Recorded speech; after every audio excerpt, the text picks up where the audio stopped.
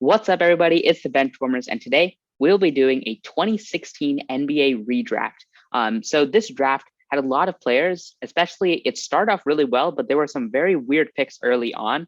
But we're going to be redrafting it with hindsight, 5 years later after these players were drafted. So most of these players, their career path is pretty well defined. There could be a couple of late bloomers, which we won't be able to see now, but maybe later. But based on their current ability to play, their career so far, these first 5 seasons, we will make these choices. So with that said, let's get to our first pick.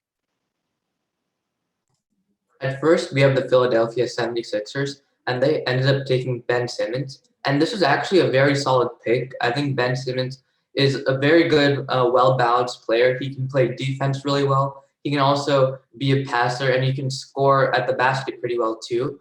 But that being said, I think this past season, he hasn't really improved, and he hasn't really improved too much since he entered the league. He's been averaging like 15, 8, and 8 the entire time, and he hasn't gotten more efficient with shooting.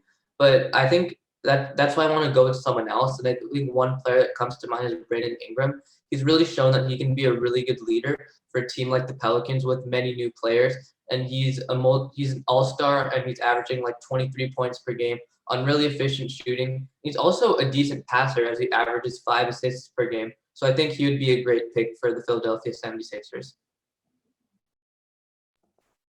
Next up, we have the Lakers, who took Brandon Ingram, obviously. And if he was still here, I would take him as well. But instead, I'm going to go with Ben Simmons. Now, even though he gets criticized a lot for his playoff performances and his lack of improvement, he has been a very, very consistently solid NBA player, constantly averaging around 50 points, always a triple-double threat, one of the best defenders in the league. So he's still worthy of a top 2 pick. With the third pick, the Boston Celtics originally took Jaylen Brown, and this is who we're going to have them staying. Jaylen Brown is the definition of a player who's been raw originally and every single year has improved. He started at 6 points and 14 and 20, now 25 points per game this last season, and an all-star appearance, the first of his career, and I hope several to come. Jaylen Brown was one of my most favorite players to watch this season. He was sort of a breakout player, and this was, I think, the first year of a max contract rookie extension. And many people were questioning whether he should have gotten it, but he's definitely proving that he is worth the bag that he got. And he's really efficient scorer. He's somewhat of a two-way threat, and he is a more confident three-point shooter than he was entering the league. I think overall, he's grown really well under the Celtics system. Obviously, the Celtics as a whole, as a team this year, weren't that great, but with the new coaching overhaul, maybe they do better and come back stronger next season. And next at fourth, we have the Phoenix Suns, and they originally drafted Dragan Bender. And while he has a really cool name, he just didn't live up to the expectations and the hype. I think he's an example of an international player who did not live up to their expectations. And they drafted him as a really tall, like 7-foot guy that could play center, but also play as a shooting power forward. And I think Sabonis fits this bill pretty well. He's like 6'11", and he can probably play center, and he has that size to be a solid defender and rim protector. But I think at the same time, he's also a really solid shooter. He's really efficient, and he averages 20 points per game and 12 rebounds. So I think this was definitely the most ideal pick for the Suns. I guess there might be an argument for Jamal Murray or Pascal Siakam, but I think Sabonis is arguably better, and this was a better fit for the Phoenix Suns. Next up, the Timberwolves ended up taking Chris Dunn at number 5, who is a somewhat serviceable role player, but obviously nowhere near being worthy of a top 5 pick. So I'm going to go with a very solid other option here, and that is Jamal Murray. He's actually the first player on this list who has never made an all-star game, but I have no doubt that he will make multiple all-star games in the future because of how great he has been for the Nuggets, especially recently. He's averaged around 21 points this season on very efficient shooting, and he's been a great second option to Nikola Jokic. So I think he just makes a lot of sense for the Timberwolves here at 5. Now you're out of the top 5. With the 6th pick, the Pelicans originally took Buddy Hield, who's a solid player, was solid after he ended up getting traded. He wasn't really that good for the Pelicans while he was there.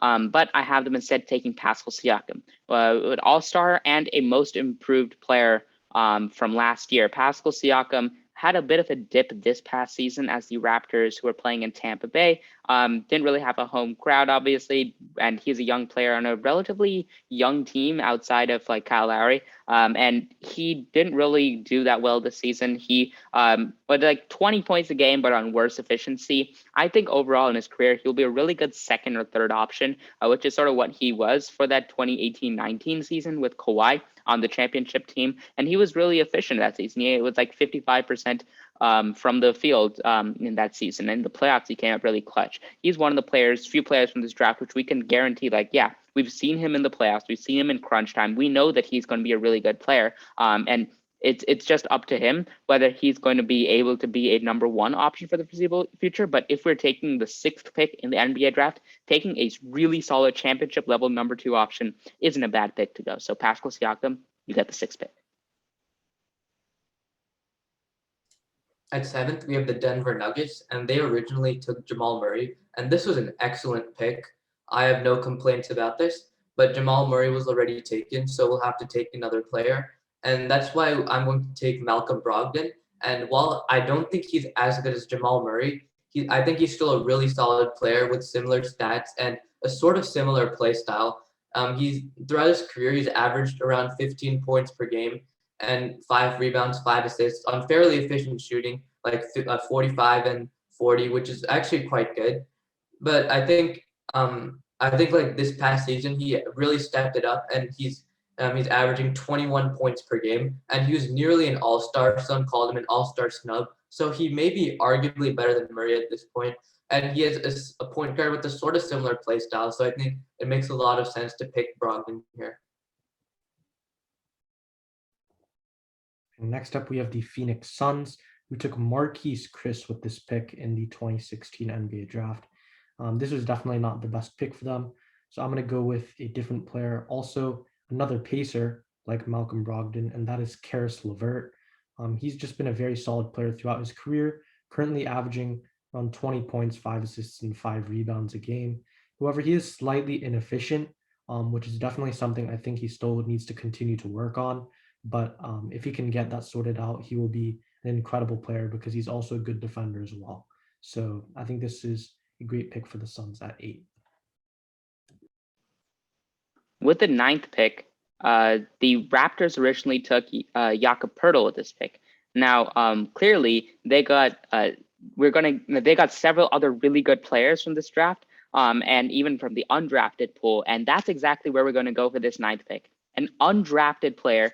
This is the 2nd draft in a row we're having an undrafted player go into the top 10. First was Montrezl Harrell. Now it is Fred VanVleet. Also ended up going to the Raptors. So both Pascal Siakam and Fred VanVleet went to the Raptors in this draft, but their first pick they took Jakob Poeltl. Jakob Poeltl ended up being sent in the Kawhi trade, and that's actually kind of a really important piece in that, which is somewhat surprising.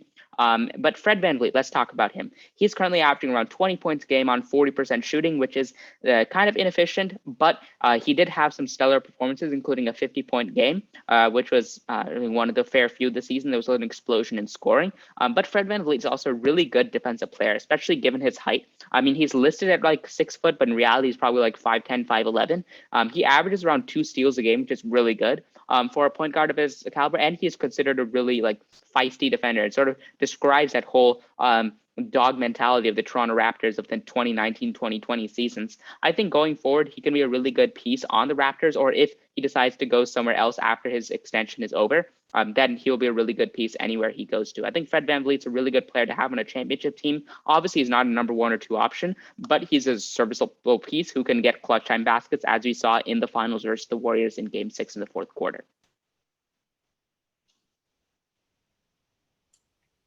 Yeah, Fred VanVleet's a really good player. As a Warriors fan, we know that a little bit too well. But at 10th, we have the Milwaukee Bucks, and they took Thon Maker. This was another pick that was not so great. He's a 7-foot center who didn't really get a chance to play, and even when he played, he just wasn't that good.